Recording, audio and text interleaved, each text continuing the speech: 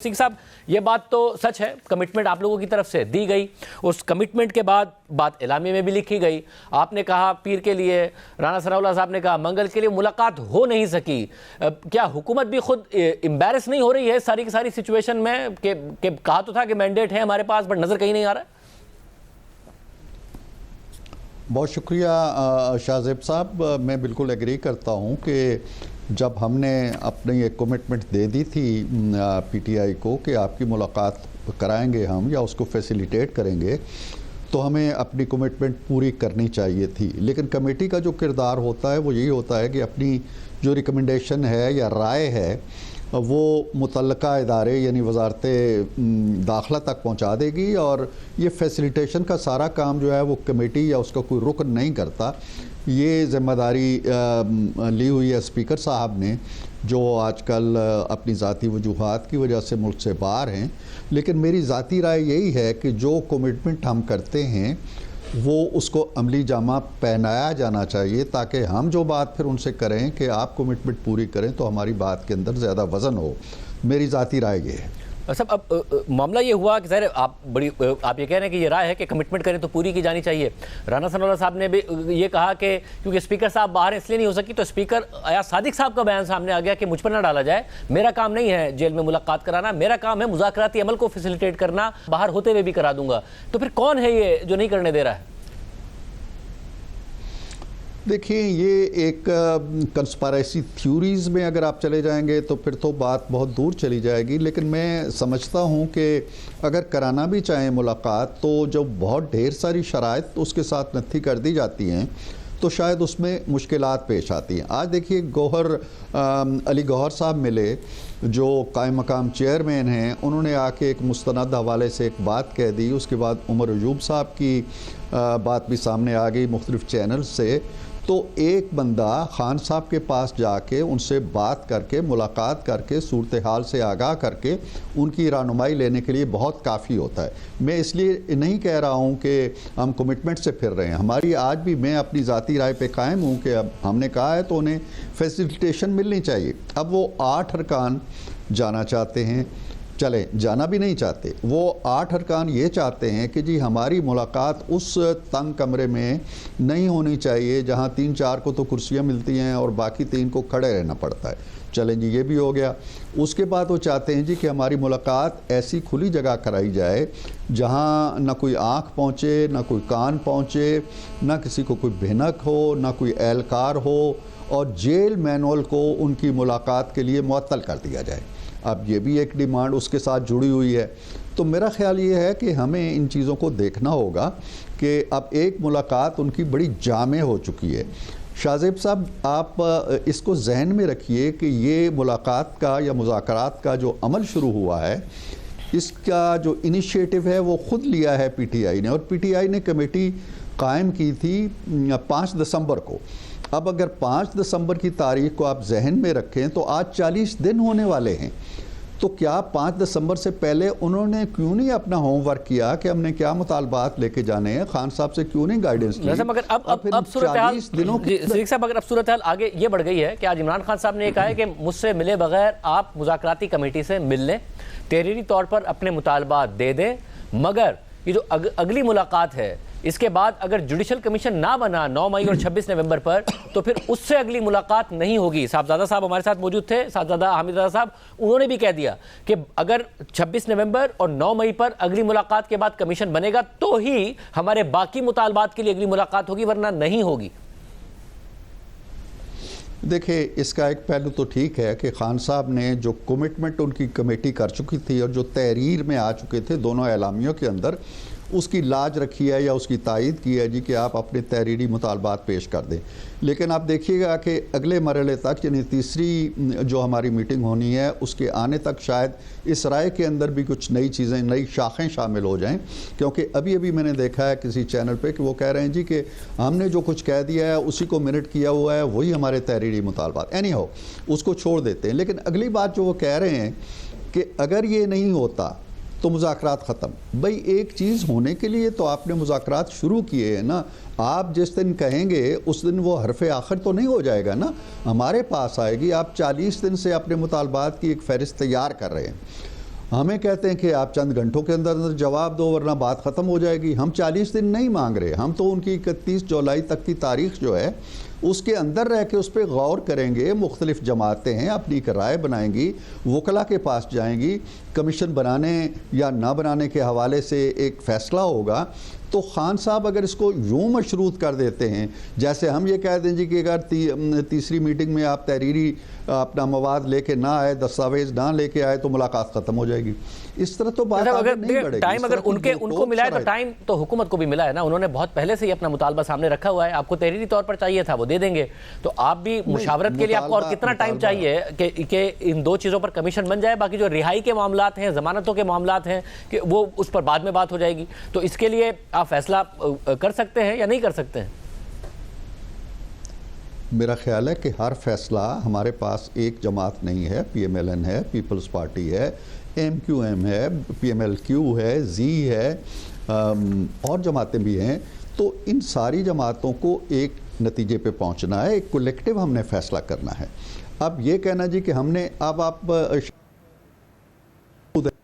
उन्होंने ये बात तो कही है, बाहर आके कहते हैं। अभी मैं गुफ्तगू देख रहा था, आपके जो हामिद रज़ा साहब हैं, उन्होंने ये कहा है कि जी हम तो ये चाहते हैं कि जी वो फैसिलिटेशन हो, ज़मानतें हो जाएं।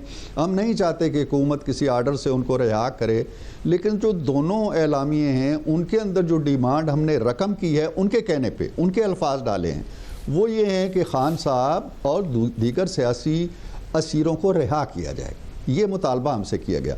इसलिए जो बार बार हम दीवार से सर टकराते हैं कि लिख के दें कि आप जमानतों में सहूलत चाहते हैं, मगर उस इलामिये में आगे लिखा हुआ है कि उन्होंने PTI के बानी चेयरमैन इमरान खान साहब समेत पार्टी के लीडर्स और कारकुनों की रिहाई का मुतालबा किया और ये भी कहा कि हुकूमत को जमानतों के उसूल में हाइल नहीं होना चाहिए। वो अलग किया ना, वो अलग इशू है ना। ज़मानतों के इशू को उन्होंने डिफ्रेंशिएट किया हुआ है रिहाई से। रिहाई अपनी जगह एक अलग मुतालबा है कि उनको रिहा करें। जिनकी ज़मानतें होनी हैं उनकी ज़मानतों की बात उन्होंने की है। तो ये दो अलग अलग मौज़ूआत है ना। अब हम रिहा करें तो वो कहते हैं जी कि अभी हामिद साहब बार बार ये कह चुके हैं कि हम रिहाई ये नहीं चाहते हैं, हम तो अदालतों के प्रोसेस से गुजरना चाहते हैं। हम ये चाहते हैं कि जी एक अदालत अगर हमारे हक़ में फ़ैसला दे देती है तो ये ना हो कि किसी दूसरे मुकदमे। ये अब तौजीहात हैं, तशरीहात हैं जो वो मुख्तलिफ लोग मुख्तलिफ कर रहे हैं। तो इसलिए हम कहते हैं कि एक दफ़ा वो अपने तहरीरी जो मुतालबात हैं हमारे सामने ले आएँ। कल इन्होंने 4 इनके जो बड़े सरकर्दा लीडर हैं उन्होंने प्रेस कॉन्फ्रेंस की, उसमें इलेक्शन की भी बात इन्होंने की कि जी इलेक्शन होने चाहिए। उन्होंने 26वीं तरमीम के किस्से को फिर से छेड़ा है। तो एक दफ़ा जो भी कहना चाहते हैं मुज़ाकरात के एजेंडे में तो ये चीज़ें नहीं। मगर मुझे साथ में भी बता दें, ये भी कहा रज़ा साहब ने कि अगर ये हमसे अब कह रहे हैं कि लिख के दें, तो इन्होंने हमसे अपनी दूसरी मीटिंग में कहा था कि हमारा कोई मुतालबा नहीं है, गवर्नमेंट की कोई डिमांड नहीं है। तो हम भी इनसे कहेंगे कि लिख के दें कि हुकूमत की कोई डिमांड नहीं है। तो आप भी लिख के देंगे कि कोई डिमांड नहीं है? देखें, अगर हमने ये कहा है कि हमारी कोई डिमांड नहीं है तो ये दूसरी मीटिंग तक की बात थी। इसका मतलब ये नहीं था कि हम आइंदा भी आपके सामने जब आपकी डिमांड्स आएंगे तो हम भी कोई डिमांड नहीं करेंगे या हम आपसे कोई तकाजा नहीं करेंगे। जब उन्होंने पूछा जी कि आप बताइए कि आपकी कोई डिमांड है, हमने कहा जी कि आज सरेदास्त हमारे पास कोई डिमांड नहीं है। हमने ये भी नहीं कहा कि आप ये कॉल ऑफ कर दें, जो कॉल दी हुई है आपने सिविल नाफरमानी की। हमने ये भी नहीं कहा कि अपने ट्विटर अकाउंट बंद करें। आप देखिए ना खानज़ादा साहब, मेरा ख्याल है कि हमें इंसाफ करना चाहिए।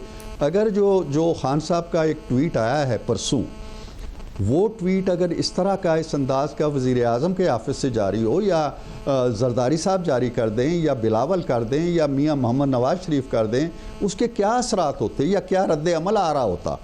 PTI क्या रद्द अमल दे रही होती जी कि ये बातें हो रही हैं, नवाज शरीफ ने यह कह दिया। अब खान साहब ने वज़ीर आज़म की तौहीन की, मिलिट्री इदारों की तौहीन की, और उस वक्त की जब ये प्रोसेस सारा चल रहा है।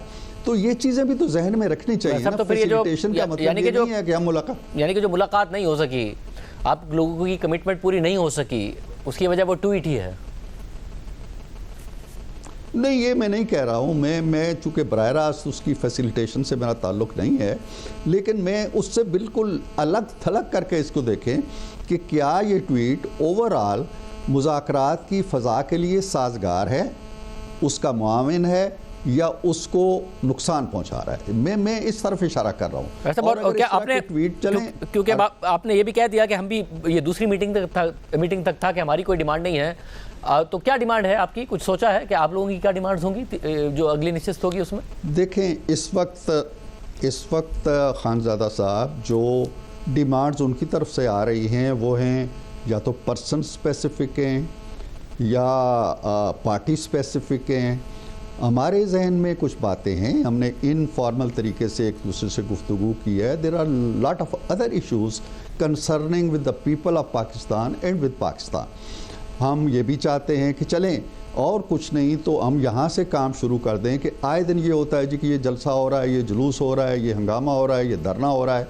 आए हम एक चार्टर तैयार कर लेते हैं, एक अंडरस्टैंडिंग बना लेते हैं कि आइंदा कोई भी जमात अगर इस्लामाबाद आएगी, लाहौर जाएगी, पेशावर जाएगी, तो ये तरीक़ाकार, कानून तो मौजूद है, उस पर अमल नहीं हो रहा, लेकिन चले हम आपस में एक बाहमी यादाश्त तैयार कर लेते हैं, मीसाक कर लेते हैं, मीसाक जमहूरियत की वो भी हो सकता है। हम चार्टर ऑफ डेमोक्रेसी में मज़ीद वजाहत की बात कर सकते हैं, चार्टर ऑफ इकानमी की बात कर सकते हैं, और हमारे जो मुतालबात होंगे ऑलमोस्ट स्पेसिफिक नहीं होंगे। जितनी खबरें सामने ऑलमोस्ट आप उस तरफ ही जा रहे हैं कि अगर इमरान खान साहब रिहा होते हैं, आपके लोग रिहा होते हैं, तो आप हुकूमत को डिस्टेबलाइज नहीं कर रहे होंगे, धरने देके डी चौक की तरफ आके ये सारे के सारे काम नहीं कर रहे होंगे। आप उसी तरफ जा रहे हैं जो खबरें आ रही थी कि अब आप ये डिमांड लेकर जा रहे हैं अगले मुज़ाकरात में। ये मैं फिर कहता हूँ कि हम ये नहीं कह रहे हैं कि खान साहब जब आएँ तो वो इन हदूद कार के अंदर रहें।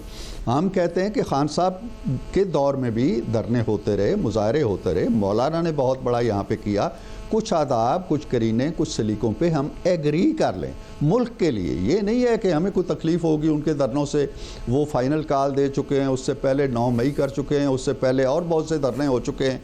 हुकूमत अगर कायम है तो कायम इंशाल्लाह रहेगी, उनके धरनों से कोई डर नहीं है, लेकिन कोई एक ऐसा माहौल तो पैदा मुल्क में होना चाहिए ना। रोज़ ताजर बेचारे रो रहे हैं, दरवाजे बंद हो गए हैं, रास्ते बंद हो गए हैं, बच्चे स्कूलों को नहीं जा सकते, मरीज़ घरों में मर रहे हैं, तो इन चीज़ों को हम एड्रेस करना चाहते हैं। हम अपनी सेफ्टी, अपना तहफ़्फ़ुज़, अपनी सलामती का तकाजा नहीं कर रहे हैं। साहब ये लिख के दे दें इनकी मुज़ाकराती कमेटी, अगर चलें आपका कंसेंसस हो भी जाए, जिसके बड़े रिमोट चांसेस हैं, तो क्या गारंटी है कि इमरान खान साहब इसकी पासदारी करेंगे? क्यों लगता है आपको कि ये आप कर लें ये और वो पासदारी हो रही होगी और ये सब नहीं हो रहा होगा जिसका आप कह रहे हैं? जी, खदशात तो हैं हमें, क्योंकि माजी के तजुर्बात हमारे ऐसे ही हैं कि पासदारी होने में बड़े मसाइल पैदा होते हैं, लेकिन हम फिर भी नेक दिली के साथ अगर एक नया सफ़र शुरू करने जा रहे हैं और बैठे हैं, ये भी एक बहुत बड़ी पेशरफ्त है कि PTI बैठी है, हम लोग बैठे हैं, सारी जमातें बैठी हैं, और वो जमातें बैठी हैं जिनसे वो गुफ्तगू नहीं करना चाहते थे, वो उनके सामने बैठे हुए उनसे बात कर रहे हैं।